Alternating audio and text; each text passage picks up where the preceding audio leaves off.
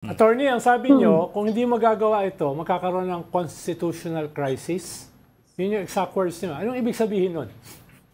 Kung hindi po magagawa yung yung compliance or ratification po, hindi naman po. Yeah. Paano ginamit ito kasi yung word ay constitutional crisis to prevent ang sinasabi po natin kapag nag-comply po, constitutional crisis.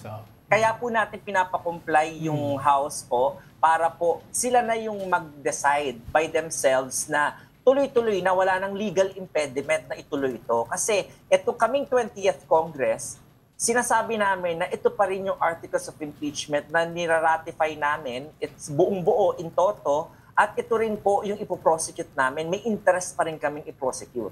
So yun lamang po yung hinihingi. So kung hindi po sumunod po, for example, scenario setting lang po tayo bilang nag-uusap na rin naman po tayo, nagdi-discuss tayo dito.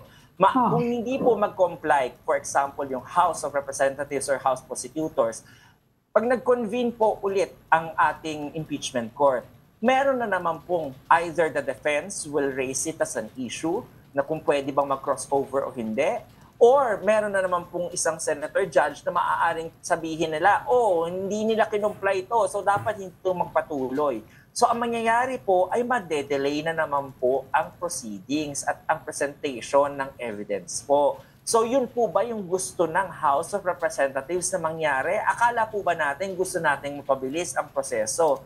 So kung gustong mapabilis po ang proseso, mag-comply na lamang po. Hindi naman po sinasabi na pwede namang hindi kayo sang-ayon sa ginagawa, pero mag-comply muna po, di ba? So, attorney, ang sinasabi niyo ay possible delay yung magiging resulta kung hindi mag-comply.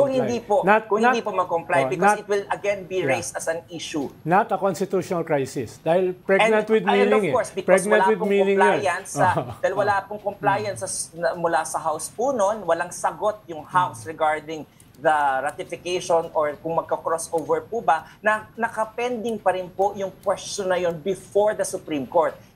Decidean pa rin yun ng Supreme Court at hindi magagamit ng Supreme Court yung political question or yung non-justiciable grounds po dahil magsasabihin ng Supreme Court titingnan namin kung ganon. So pwedeng magkaroon pa ng granting po ng petition for certiorari and prohibition yung Supreme Court na habang umaandar na po yung proceedings sa impeachment court, anong mangyayari po doon? Susundan ba ng impeachment court na ipatigil yung proceedings o hindi pag sinabi ng Supreme Court? So once the House of Representatives does that official act po, it will go into the political question realm at magiging non-justiciable na po yung issue as to the crossover because the 20th Congress already decided for itself the constitutionality of the actions of the 19th Congress. Attorney